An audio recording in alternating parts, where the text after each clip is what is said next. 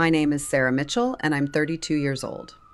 6 hours ago, I was escorted out of Sacred Heart Hospital by security guards, while my colleagues watched in silence.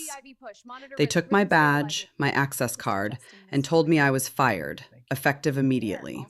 The reason? I refused to follow a direct order from the chief of staff, an order that would have killed a patient.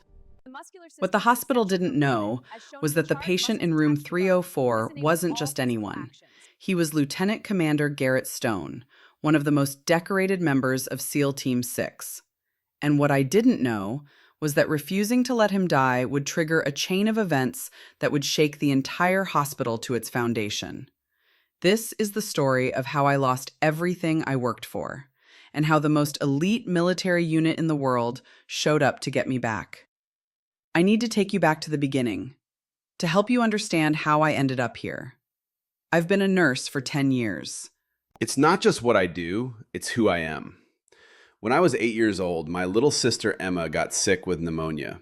I watched the nurses at the Children's Hospital care for her with such gentleness and skill that I knew right then what I wanted to be when I grew up.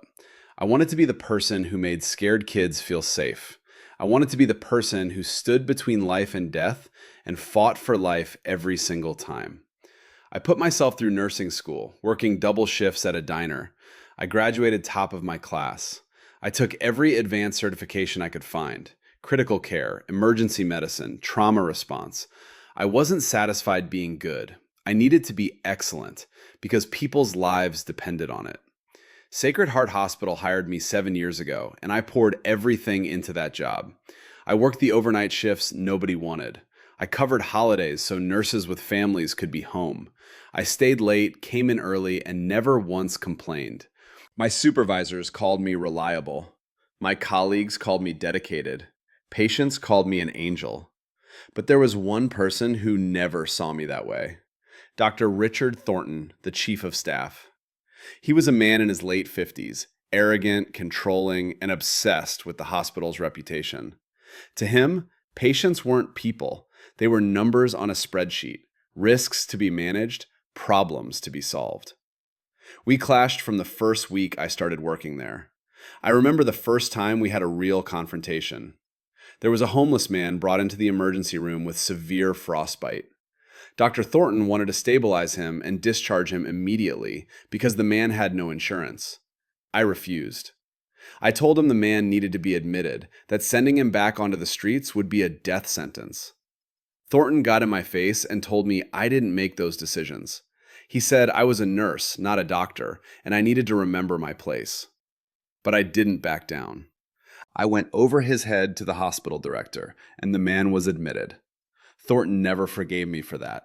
From that day forward, he watched me like a hawk, waiting for me to make a mistake, waiting for a reason to get rid of me.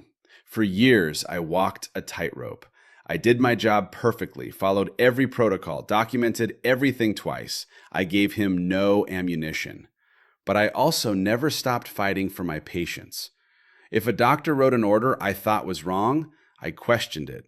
If a patient needed something the system wasn't providing, I found a way to get it.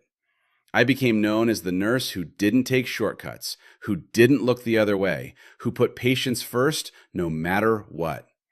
That reputation made me loved by patients and respected by most of my colleagues. But it also made me a target for people like Thornton. He wanted a staff that followed orders without question. I was a constant reminder that not everyone would. Then 3 weeks ago, everything changed. It was a Tuesday night around 11:47 p.m. I was working the ICU when the ambulance brought in a man in critical condition. Gunshot wounds to the chest and abdomen.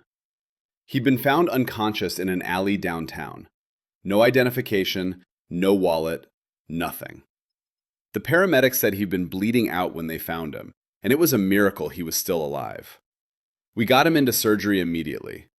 Dr. Rebecca Patel, one of our best trauma surgeons, worked on him for 6 hours. When he finally came out of the operating room, he was stable, but barely. He'd lost massive amounts of blood. His organs had been damaged. He was on a ventilator, heavily sedated, and his chances of survival were maybe 50-50. He was moved to the ICU, to room 304, and I was assigned as his primary nurse. For the first 2 days, he was unconscious. I monitored his vitals, adjusted his medications, checked his wounds, and kept detailed records of every change. I talked to him, even though he couldn't hear me. I've always believed that patients can sense when someone cares, even in a coma. On the third day, he opened his eyes. I was checking his IV port when I saw his hand twitch. Then his eyes fluttered open. Unfocused at first, then sharp and alert. He looked at me, and I saw something in his gaze that I'd seen before in soldiers. Pain, yes, but also discipline, control. This was a man trained to push through agony. I leaned closer and spoke gently. You're in the hospital. You're safe. You were hurt badly, but you're going to be okay. Don't try to talk. You have a tube helping you breathe. He didn't panic. Most patients wake up terrified when they realize they're intubated, but he just looked at me, processed the information, and gave a small nod. That told me everything. This man was military. I'd worked with enough veterans to recognize the signs. Over the next few days, we got the breathing tube out, and he started to recover. His name, he told me, was Garrett. He didn't offer a last name, and I didn't push. He was polite, quiet, and never complained, even when I knew he was in terrible pain. He thanked me every time I brought him medication, every time I changed his bandages, every time I checked on him. He had this way of looking at you, like he saw right through to your soul, like he was measuring whether you could be trusted. I liked him immediately. There was something steady about him, something honest. In a job where you see people at their worst, scared, angry, desperate, Garrett was different. He was calm. Even broken and bleeding, he was calm. We talked during my shifts. He asked about my life, and I told him about nursing school, about my sister Emma, who is now a teacher, about why I loved this job despite how hard it could be. He listened in a way most people don't, not just hearing words, but really listening. I asked him what happened, how he ended up shot in an alley, but he just shook his head. Wrong place, wrong time, he said. I didn't believe him, but I didn't press. Then, on the 6th day, everything fell apart. I came in for my shift and found Dr. Thornton standing outside room 304 with 2 men I'd never seen before.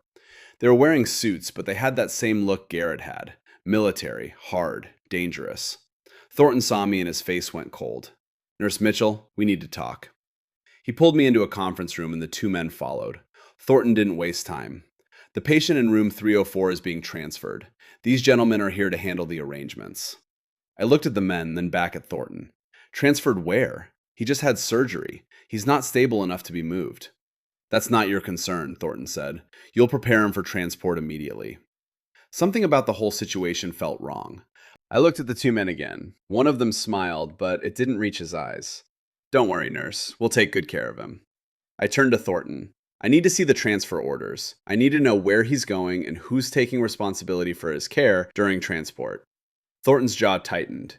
You don't need to see anything. You need to follow orders. I felt my heart start to race, but I kept my voice steady. With all due respect, Dr. Thornton, I'm responsible for that patient's safety. I can't authorize a transfer without proper documentation. It's hospital policy. The 2 men exchanged a look. Thornton stepped closer to me, his voice dropping to a hiss. This is a matter of national security, Nurse Mitchell.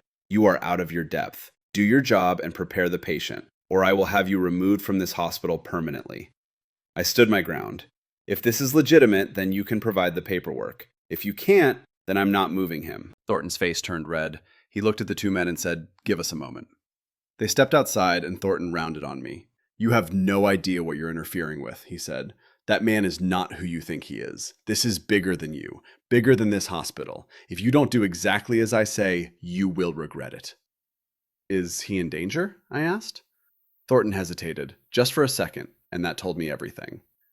"Yes," he admitted, "he is in danger, and the safest thing for everyone is if he leaves this hospital right now." "Then we call the police," I said. "We put him in protective custody. We don't hand him over to 2 men with no credentials and no paperwork." Thornton's voice went ice cold. "You're done, Mitchell. Get out." I blinked. "What?" "You're fired, effective immediately. Security will escort you out. Don't bother cleaning out your locker. We'll mail your things." My stomach dropped. You can't fire me for refusing to break protocol. Watch me, Thornton said. He opened the door and called for security. Everything that happened next felt like a nightmare. Two security guards appeared and took my arms. I tried to pull away, tried to argue, but Thornton just turned his back on me. My colleagues watched in shock as I was marched through the ICU, past patients I'd been caring for, past nurses I'd worked alongside for years. No one said a word. No one stood up for me. They just watched. As I was dragged past room 304, I saw Garrett through the window. He was awake and he was watching. Our eyes met for just a second, and I saw something in his face: recognition, understanding, and something else: determination. Then I was shoved into an elevator, taken down to the lobby, and pushed out the front doors. The guards took my badge, my ID, everything. One of them handed me a box with my purse and my coat. "You're not allowed back on hospital property," he said. "If you try, we'll call the police." I stood there on the sidewalk shaking, trying to process what had just happened. 7 years of my life gone. My career, my patients, everything I'd worked for, ripped away because I wouldn't hand a patient over to two strangers. I pulled out my phone and called the only person I could think of, my sister Emma. She answered on the second ring. "Sarah, what's wrong?" "I got fired," I said, and my voice broke. "Emma, I got fired, and I think I just left a patient to die." I sat in Emma's apartment that night, unable to sleep, staring at my phone like it might somehow give me answers. Emma had picked me up from the hospital, driven me to her place without asking questions, just let me sit in silence while tears ran down my face. Now she sat across from me on her worn couch, a mug of tea in her hands that had gone cold an hour ago. "You did the right thing," she kept saying. "Standing up for a patient is what makes you a good nurse." But it didn't feel like I'd done the right thing. It felt like I'd failed. I'd been removed from the situation. Garrett was alone. And those two men, whoever they really were, had probably already taken him, already finished what they'd started in that alley downtown. The thought made me sick. At 2 in the morning, I made a decision. I pulled out my laptop and started searching. If Garrett was military, and I was certain he was, there would be records. There would be something. I searched for gunshot victims in the area, military personnel reported missing, anything that might give me a clue. Nothing came up under official channels. But then I remembered something one of the paramedics had mentioned the night Garrett was brought in. They'd found him near the old industrial district, near the docks. That area was known for smuggling, for illegal trade, for organized crime. What if Garrett hadn't been a random victim? What if he'd been there on purpose? Undercover, maybe, or on some kind of operation? The more I thought about it, the more it made sense. The gunshot wounds, the lack of identification, the way those two men had shown up with Thornton, desperate to move him. Garrett wasn't just military, he was something more, something classified, and I'd just been fired for trying to protect him. I kept digging, called in favors from old friends who worked at other hospitals, asked if they'd heard anything unusual, checked news reports, police blotters, anything. Then, buried in a small article from 3 days ago, I found it. Federal agents investigating trafficking ring near docks. 2 suspects dead, 1 federal officer wounded. Federal officer wounded. That was Garrett. My hands shook as I read the article. It didn't give names, didn't give details, but it confirmed what I'd already suspected. Garrett wasn't some random shooting victim. He was an operator, and someone wanted him dead badly enough to try to take him from a hospital. I grabbed my phone and called Sacred Heart.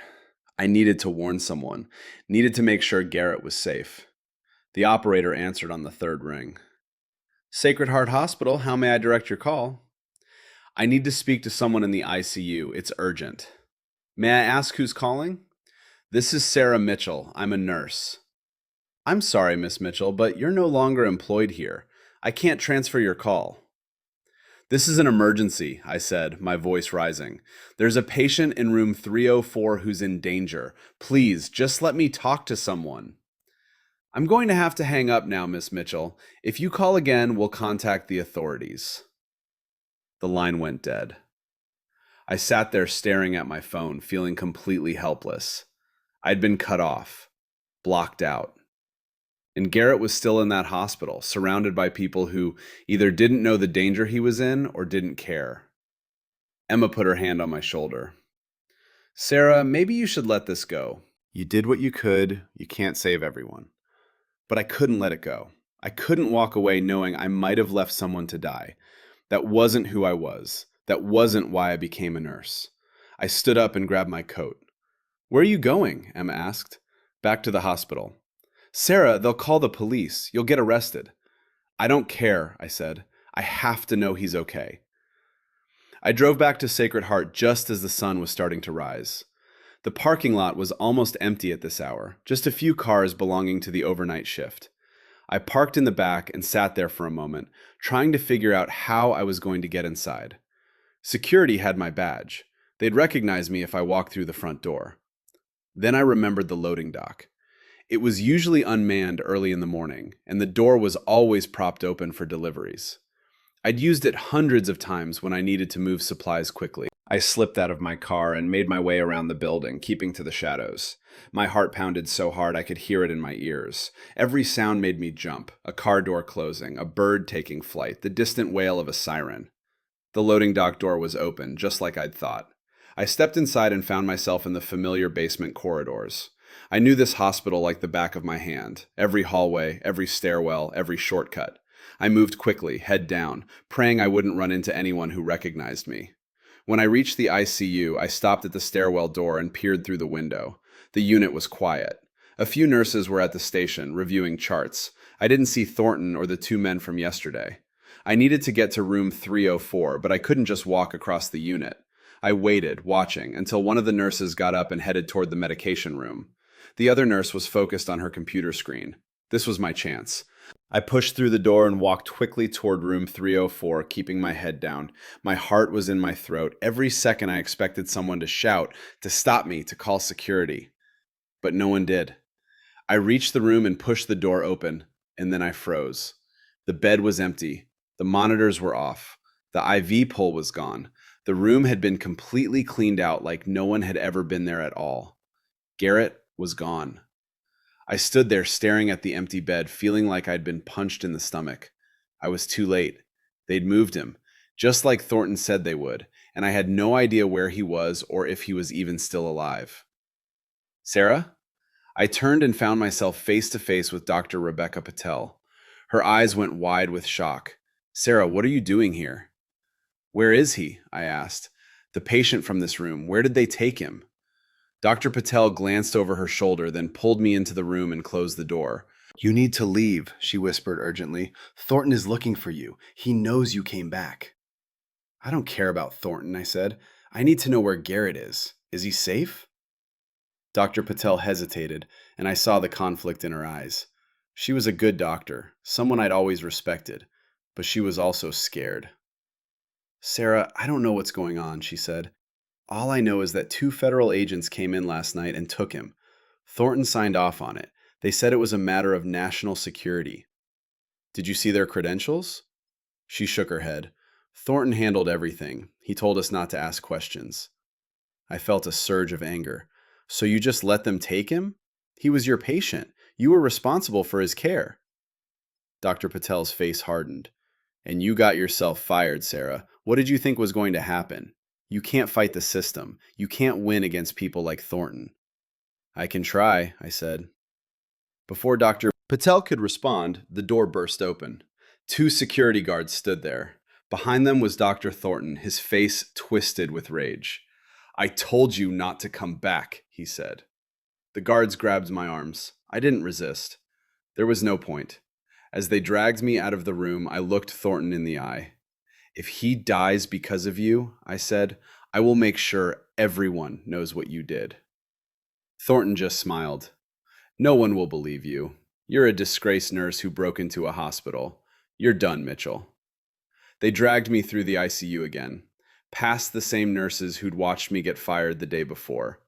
This time, I saw pity in their eyes, but still, no one said anything. No one stood up. They just watched as I was taken away. When we reached the lobby, the guards didn't just escort me out. They held me there while they called the police. A squad car arrived within minutes. An officer got out, young, probably late 20s, and walked toward us with that particular swagger that came with a badge and a gun. This the trespasser? He asked. Yes, sir, one of the guards said. She was banned yesterday, came back this morning. We found her in the ICU. The officer looked at me. You want to tell me what you were doing in there? Trying to save a patient, I said quietly. He shook his head. Lady, you just threw your career away for nothing. But he was wrong. It wasn't for nothing. Even if I didn't know where Garrett was, even if I never saw him again, I knew I'd done the right thing.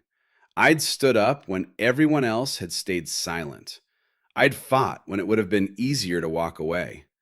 And I'd do it again. The officer put me in handcuffs, cold metal against my wrists, and led me to the squad car. He opened the back door and guided me inside with a hand on my head, the way they do in movies. As the car pulled away from the hospital, I closed my eyes and made myself a promise. This wasn't over. I didn't know how, but I was going to find out what happened to Garrett.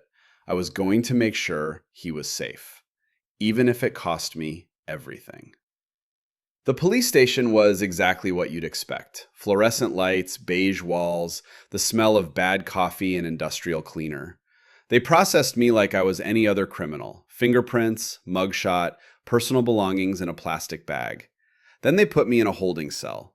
I sat on the hard bench and stared at the concrete wall, trying not to think about what this meant.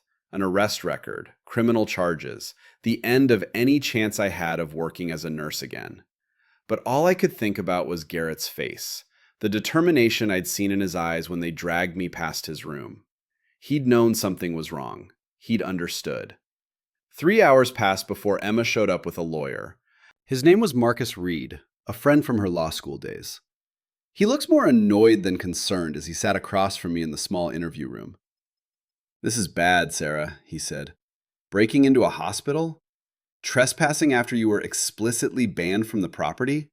They could press serious charges. I wasn't breaking in, I said. I was trying to check on a patient.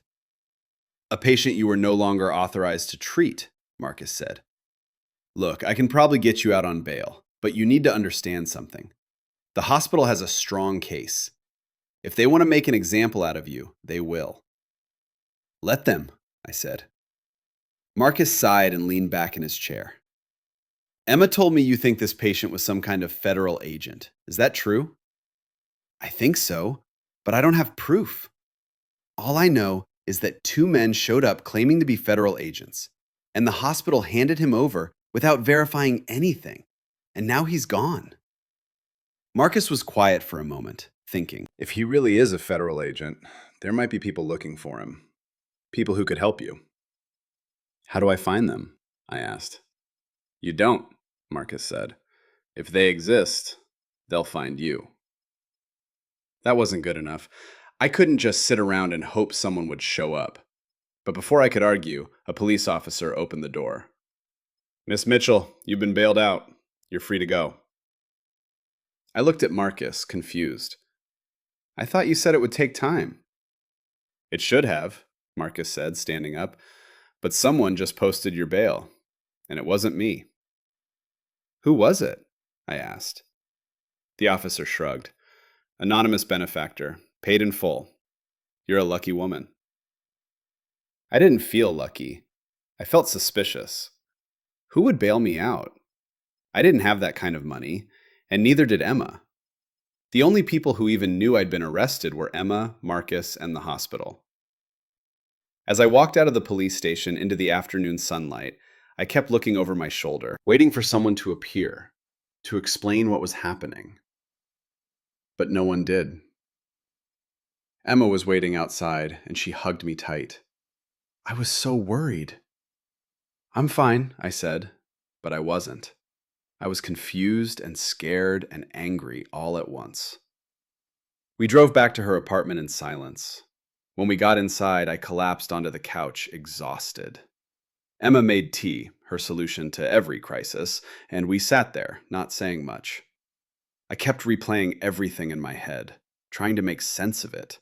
The shooting, Garrett with no ID, the 2 fake agents, Thornton's desperation, my firing, the arrest, and now this mysterious benefactor who'd bailed me out. None of it made sense. But somewhere, buried in all this chaos, was a pattern, a logic. I just couldn't see it yet. Then my phone rang. Unknown number. I stared at it, my thumb hovering over the decline button. Then, against my better judgment, I answered. Hello? The voice on the other end was calm, professional, and completely unfamiliar. Miss Mitchell, my name is Captain David Holloway. I'm calling about Lieutenant Commander Garrett Stone. My heart stopped. Is he okay? That depends on you, Holloway said. We need to meet, tonight. There's a diner on 5th Street called Rosie's. Be there at 8 p.m. Come alone. Wait, I said. How do I know you're really who you say you are? How do I know this isn't a trap? You don't, Holloway said simply. But if you want to help Garrett, you'll be there. The line went dead. I sat there staring at my phone, my hands shaking. Emma looked at me concerned. Who was that? Someone who says they know Garrett, I said. They want to meet. Sarah, this could be dangerous. You don't know who these people are. I know, I said, but I have to go. I have to know if he's okay. Emma didn't try to stop me. She knew me well enough to know that once I made up my mind, there was no changing it. At 7:30, I grabbed my coat and headed out. The diner wasn't far, just a 20-minute drive through evening traffic. I parked across the street and sat in my car for a moment, watching the entrance. Rosie's diner was old-fashioned. Red vinyl booths, neon signs in the windows, chrome trim on everything. It looked like something out of the 1950s, preserved in amber. Through the windows, I could see it was half empty. A few customers scattered throughout. No one who looked particularly suspicious, but that didn't mean they weren't there. I took a deep breath, got out of the car, and walked inside. A tired-looking waitress greeted me with a half smile and told me to sit anywhere. I chose a booth near the back where I could see the door. I didn't have to wait long. At exactly 8 p.m., a man walked in. He was tall, maybe 6'2", with broad shoulders and the kind of build that suggested he spent a lot of time in the gym. His hair was dark and cut military short, but it was his eyes that caught my attention. They scanned the room with practiced efficiency, cataloging threats and exits before landing on me. He walked over and slid into the booth across from me. Miss Mitchell, he said, I'm Captain Holloway. He didn't offer a handshake, didn't smile, just looked at me with an intensity that made me feel like I was being evaluated for something. Prove it, I said. Show me some identification. Holloway reached into his jacket. For a second, I tensed, wondering if I'd made a terrible mistake. But he pulled out a military ID and slid it across the table. I looked at it carefully. Captain David Holloway, United States Navy. The photo matched. The ID looked legitimate, though I had no real way of knowing if it was fake. I slid it back to him. Where's Garrett? Safe, Holloway said. For now. What does that mean? It means that the men who tried to take him from the hospital weren't federal agents, Holloway said. They were contractors. Private security working for a criminal organization that Garrett was investigating. If you'd let them take him, he'd be dead right now. I felt my stomach drop. So Thornton was working with them? Not knowingly, Holloway said. Thornton's just a coward who cares more about the hospital's reputation than doing the right thing. When those men showed up with fake credentials and threats of lawsuits, he folded. He didn't ask questions, he just wanted the problem to go away. And I stopped them, I said. You did, Holloway confirmed, and that's why we need to talk. Garrett told us what you did, how you stood up to Thornton, how you refused to hand him over, how you got fired for protecting him. He paused, watching my reaction. He also told us that you came back to the hospital even after you were banned, because you were worried about him, because you wanted to make sure he was safe. Where is he? I asked again. In a secure location, getting the medical care he needs. We intercepted the transport before those contractors could get him out of the city. He's alive because of you, Miss Mitchell. I felt tears sting my eyes. Relief washed over me like a wave, so strong it almost knocked me over. He's really okay? He's alive because of you, Holloway repeated, and that's why I'm here. We need your help. I blinked. My help? With what? Garrett needs a nurse, Holloway said. Someone we can trust. Someone who's already proven they'll put his life above everything else. We want you to come work for us. Finish what you started. I sat back, stunned. You want me to leave my life and go work for the military? Not the military exactly, Holloway said. Something more specialized. I can't give you details until you agree, but I can tell you this. You'll be saving lives. You'll be doing work that matters. And you'll be protected. The hospital can't touch you. Thornton can't touch you. We'll make sure of that. I shook my head trying to process this. I don't know anything about military medicine. I'm just a civilian nurse. Garrett said you're the best nurse he's ever met, Holloway said. And trust me, he's met a lot of nurses. You've got the skills. More importantly, you've got the character. That's what we need. I looked down at my hands trying to think. 24 hours ago, I'd been a nurse at Sacred Heart Hospital. Now I was sitting in a diner being recruited by a Navy captain to work for some secret unit I'd never heard of. What if I say no? I asked. Then we'll thank you for what you did and make sure the charges against you disappear, Holloway said. You'll be free to go back to your life, but Garrett will have to recover without you, and we'll find someone else. I thought about Garrett lying in that hospital bed, the way he'd looked at me with those steady blue-gray eyes, the way he'd thanked me even when he was in pain, the determination I'd seen in his face when they dragged me out of the ICU, and I thought about Thornton's words, "You're done, Mitchell." Maybe I was done with hospitals like Sacred Heart. Maybe I was done with people like Thornton. But I wasn't done being a nurse. I wasn't done fighting for people who needed me. I looked up at Holloway. When do we leave? For the first time, he smiled. Tonight. Captain Holloway made a phone call, and within 30 minutes, a black SUV pulled up outside Rosie's diner. No flashing lights, no sirens, just a quiet vehicle with tinted windows that looked like any other car on the street. Holloway gestured for me to follow him outside. The night air was cool, carrying the scent of rain that hadn't fallen yet. My hands were shaking as I climbed into the back seat. Not from fear exactly, but from the understanding that my life was about to change in ways I couldn't predict. The driver didn't speak. Neither did Holloway. We drove through the city streets past familiar landmarks that suddenly felt foreign. The coffee shop where I'd meet Emma on Sunday mornings. The grocery store where I did my shopping. The park where I sometimes ran when I needed to clear my head. All of it felt like it belonged to someone else's life now. Someone who still had a job and a routine and a future she could map out on a calendar. We didn't go to the main airport. Instead, we pulled onto a private airfield on the outskirts of the city. A military helicopter sat waiting, its rotors already spinning, creating a wind that whipped my hair around my face. I'd never been in a helicopter before. The noise was deafening even before we climbed inside. Holloway handed me a headset, and I put it on with trembling fingers. The world went quiet except for the mechanical hum of the engine and Holloway's voice coming through the speakers. "Where are we going?" I asked as we lifted off the ground. My stomach lurched. The city fell away beneath us, lights spreading out like a constellation. "Secure facility about 2 hours from here," Holloway said. "Garrett is there with his medical team. They're waiting for you." "His team," I repeated. "You mean SEAL Team 6. Holloway nodded.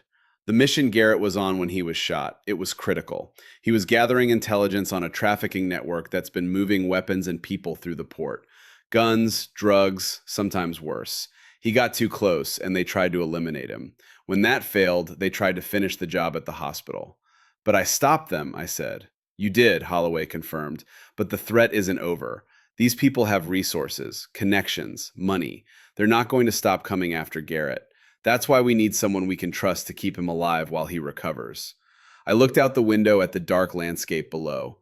Scattered lights like stars fallen to earth. My entire life had been turned upside down in less than 48 hours. But somehow, sitting in that helicopter, I felt more certain about this decision than I had about anything in a long time. We landed at what looked like a military compound. High fences topped with razor wire, armed guards at checkpoints, buildings designed for function rather than comfort. Everything was concrete and steel and purpose. Holloway led me through a series of security checks. Each one required identification and clearance. Retinal scanners, fingerprint readers, guards who looked at me with the same evaluating stare that Holloway had given me in the diner. Finally, we entered a medical facility that looked more advanced than any hospital I'd ever worked in. The equipment was state-of-the-art. Everything was clean, organized, and clearly designed for trauma care. But it was small, maybe a dozen rooms at most. A doctor met us at the entrance. She was in her early 40s with kind eyes and a firm handshake. "I'm Dr. Lisa Brennan," she said. "I've been overseeing Garrett's care since we brought him here. You must be Sarah Mitchell. Garrett's been asking about you." "Is he okay?" The question came out before I could stop it. Dr. Brennan smiled. He's stable, but he needs continued monitoring. His injuries were severe, and there's still risk of infection and complications. That's where you come in. She led me through the facility, explaining the setup as we walked. There were only a handful of patients here, all military personnel with injuries too sensitive to treat in regular hospitals. The nurses and doctors were all cleared for classified work, all trained to handle situations that went beyond normal medical care. We stopped outside a room, and Dr. Brennan turned to me. He's in here. I should warn you, he's been difficult. Won't follow orders, tries to get out of bed when he shouldn't. Refuses pain medication because he says he needs to stay alert. Maybe you'll have better luck with him. She opened the door. Garrett was sitting up in bed, looking frustrated and restless. His chest was bandaged. IV lines ran into his arms. Monitors beeped steadily beside him. But when he saw me, his entire expression changed. "Sarah," he said, and there was genuine relief in his voice. "You're here." I walked over to his bed, trying to maintain my professional composure, even though my heart was racing. "You look terrible." He laughed, then winced. "Don't make me laugh, it hurts." "Then stop doing things that make your nurse want to joke," I said. "Dr. Brennan tells me you're being a difficult patient." Garrett had the decency to look sheepish. "I just need to get back to work." "You just need to heal," I corrected, "and I'm here to make sure you do." Over the next 2 weeks, I settled into a routine at the facility. I worked 12-hour shifts, monitoring Garrett and 2 other patients who were recovering from various injuries. The work was intense, but it was also deeply fulfilling. These weren't just patients. They were people who had put their lives on the line, and I was honored to help them recover. Garrett and I talked during those long shifts. Really talked, in a way we hadn't been able to at Sacred Heart. He told me about growing up in Montana.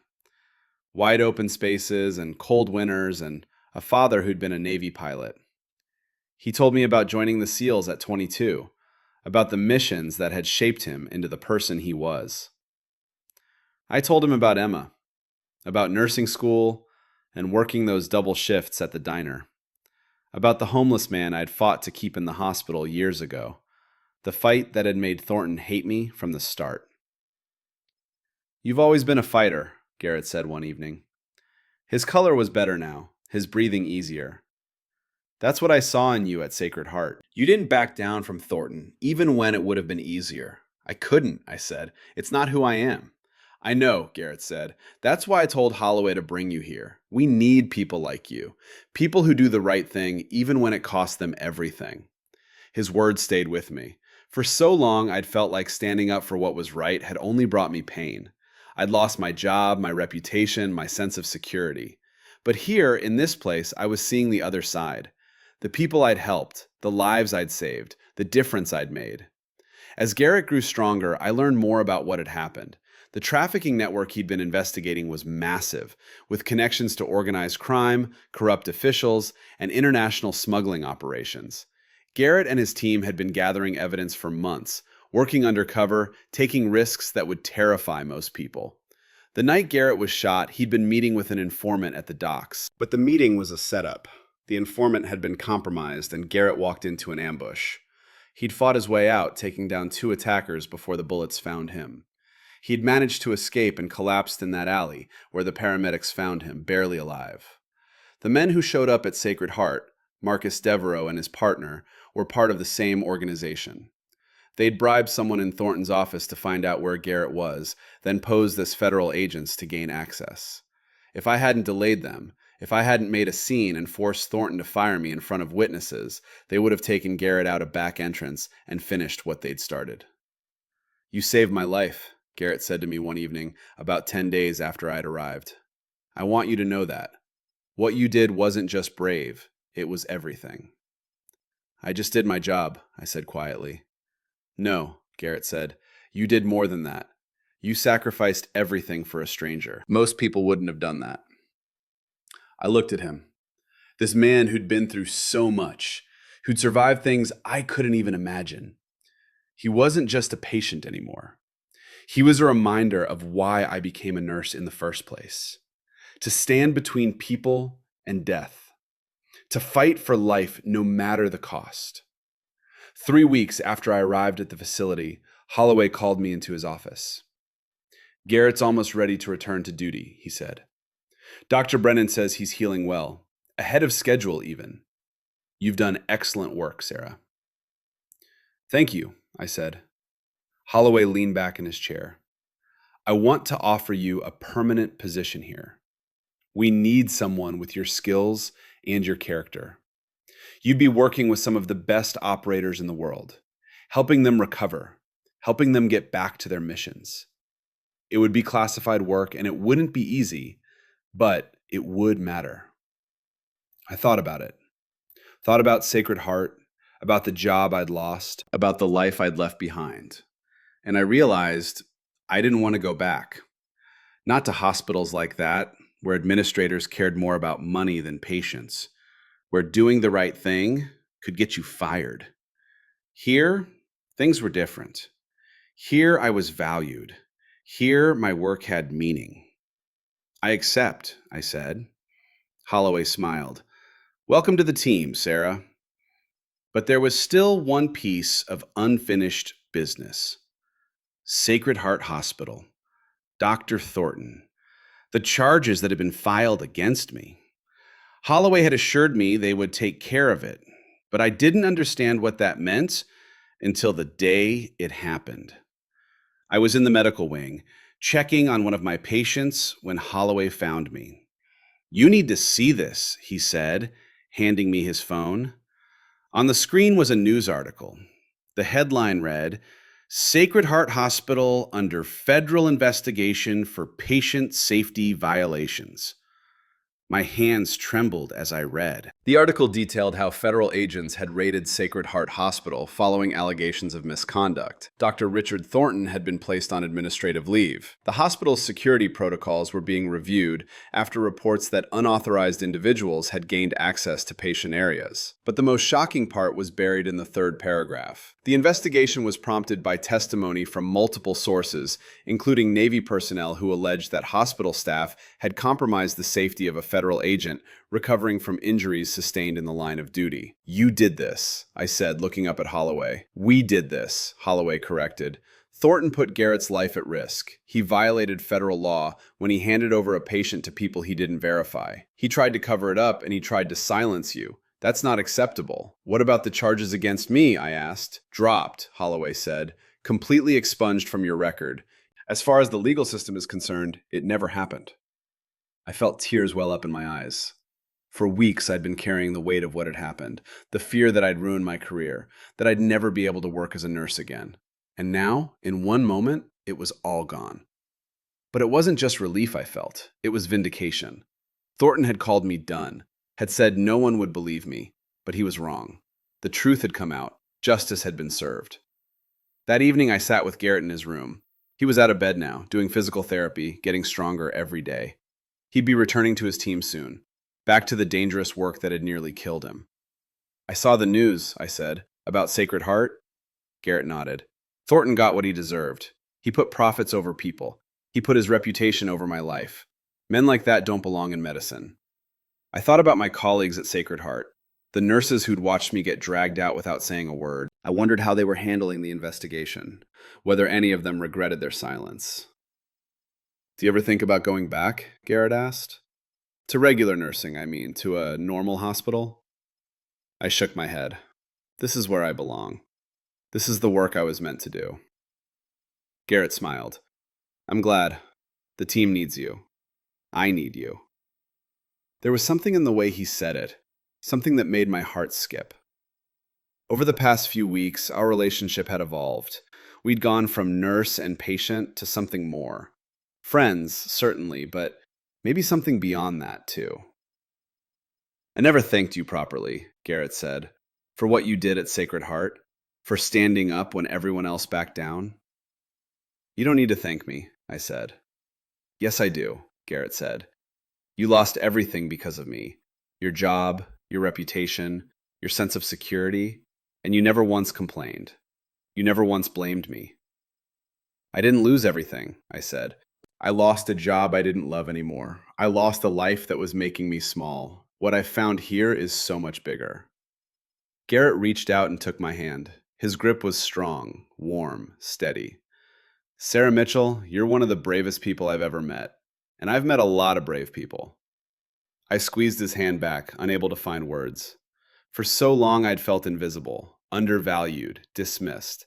And now here was this man, this warrior, telling me I was brave. 2 days later, Garrett was cleared to return to duty. His team came to pick him up, a group of men who looked just as formidable as he did. They thanked me, each of them shaking my hand, telling me I'd saved one of their brothers. As Garrett prepared to leave, he pulled me aside. "This isn't goodbye," he said. "I'll be back. And when I am, I'm taking you to dinner. A real dinner, not hospital food." I smiled. "I'll hold you to that." He leaned in and kissed my forehead, a gesture that was both tender and full of promise. Take care of yourself, Sarah. You too, I said. And Garrett, be careful out there. "Always," he said. I watched him walk away, surrounded by his team, heading back to the dangerous world he operated in. But I wasn't worried. Garrett was strong, skilled, and surrounded by people who would protect him just as fiercely as he protected them. And I knew that no matter what happened, I'd done my part. I'd stood up when it mattered. I'd fought for what was right. I'd saved a life. But the story wasn't over yet. 4 weeks after Garrett returned to duty, Holloway called me into his office again.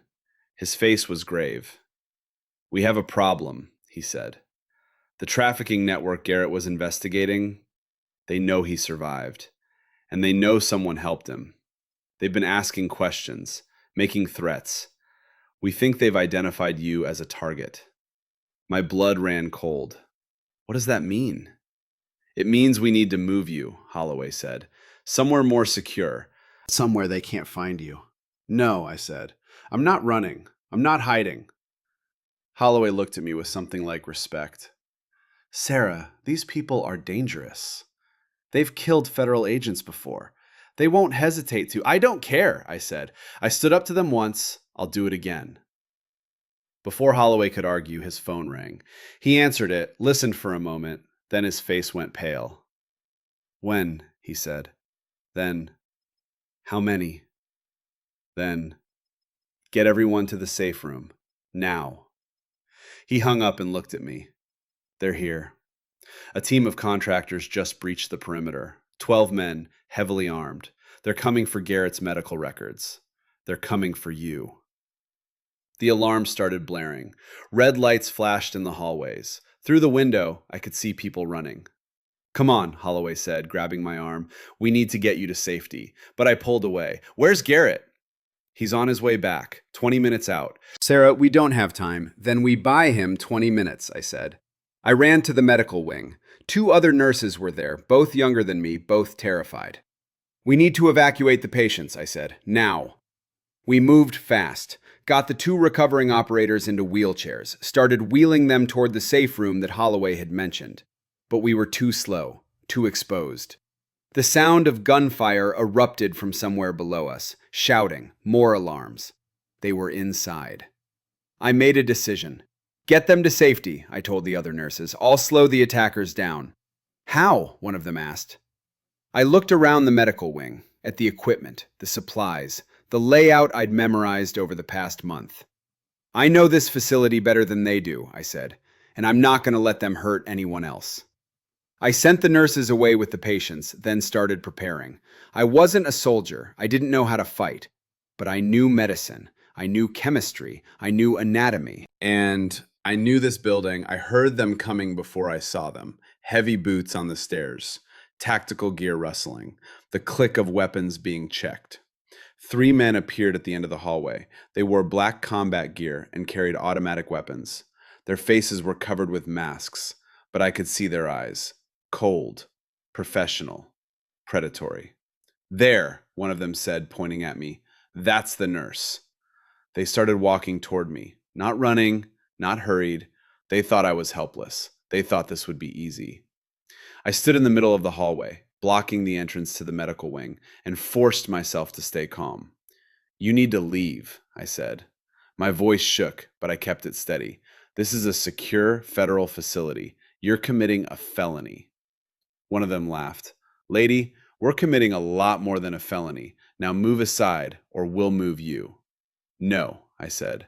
They raised their weapons, and that's when everything exploded. I'd spent the last 5 minutes rigging every oxygen tank in the medical wing. I'd opened every valve. I'd created a room full of pure oxygen. And I'd left a spark.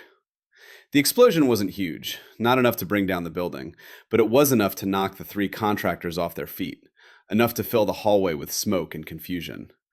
I ran. Through the chaos, through the smoke. I knew where I was going. I'd memorized every exit, every stairwell, every route through this building. I could hear them behind me, shouting, coughing, trying to regroup, but I was already gone. I made it to the communications room and locked the door behind me, grabbed the radio.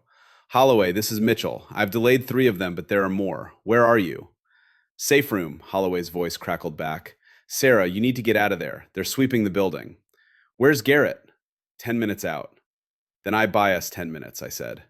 I unlocked a cabinet I'd noticed weeks ago, emergency supplies, and inside, along with medical equipment, were 3 smoke grenades, military grade. I grabbed them all.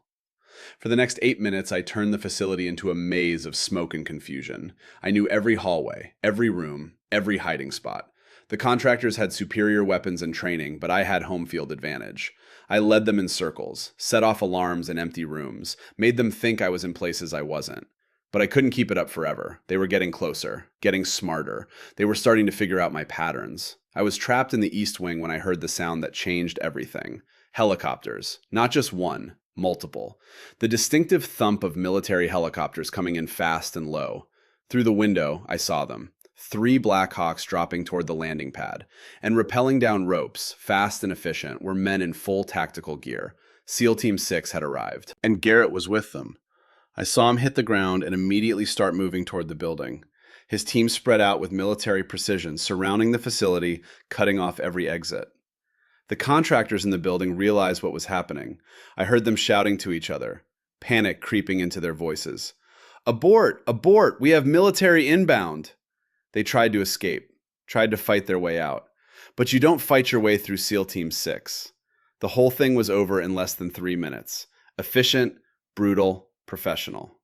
The contractors who'd been hunting me were now on the ground, hands zip-tied behind their backs, being read their rights by military police who'd arrived with the SEALs.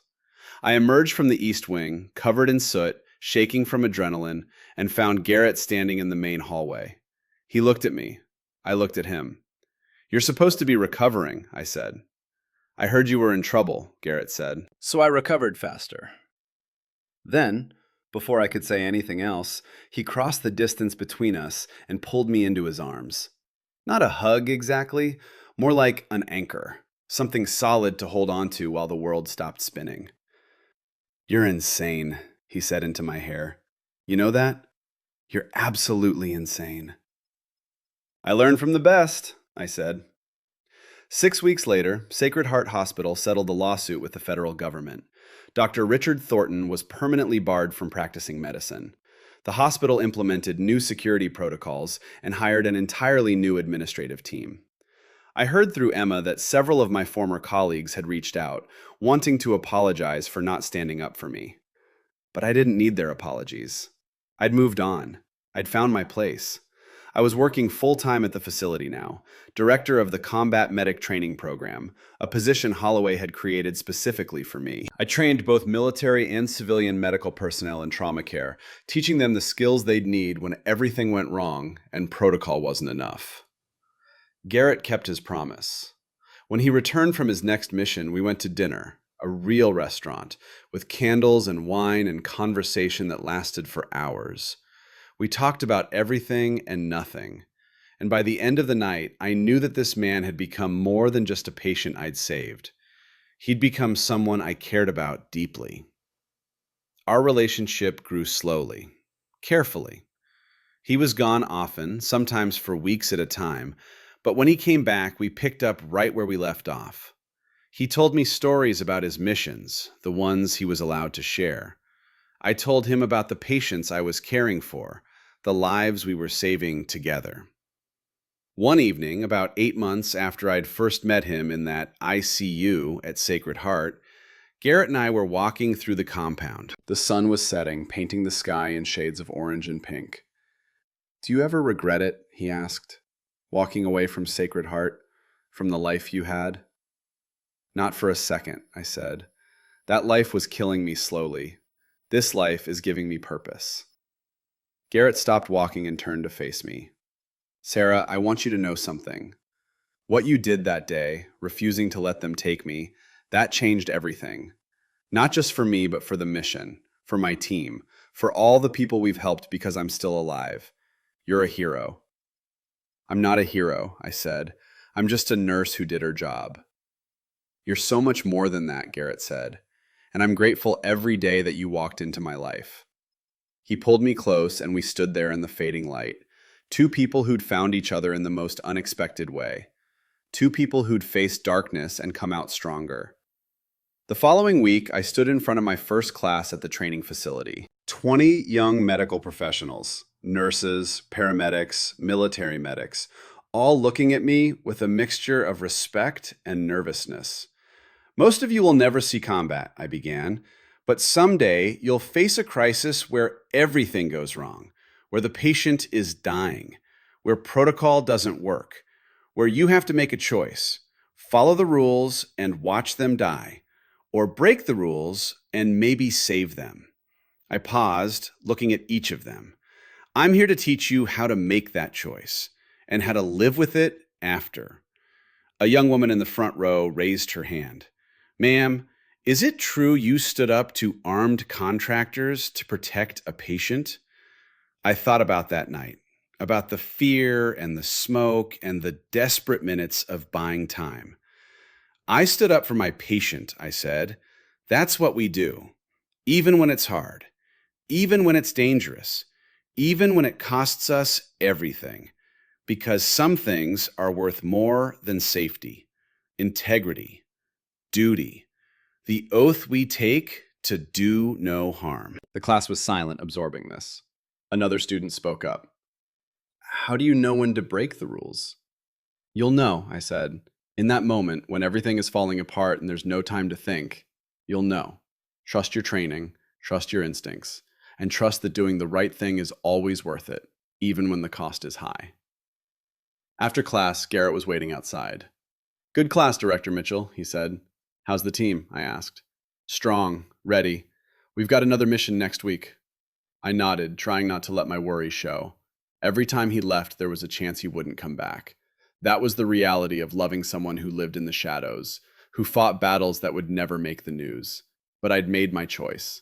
Just like I'd made my choice that day in Sacred Heart Hospital when I refused to hand him over to those men. Some things were worth fighting for. Some people were worth the risk. "I'll be here when you get back," I said. "I know," Garrett said. "That's what makes it easier to leave." We walked together through the facility, past the training rooms where the next generation of medics were learning, past the medical wing where recovering operators were healing, past the memorial wall where photographs honored those who hadn't made it home. This was my world now.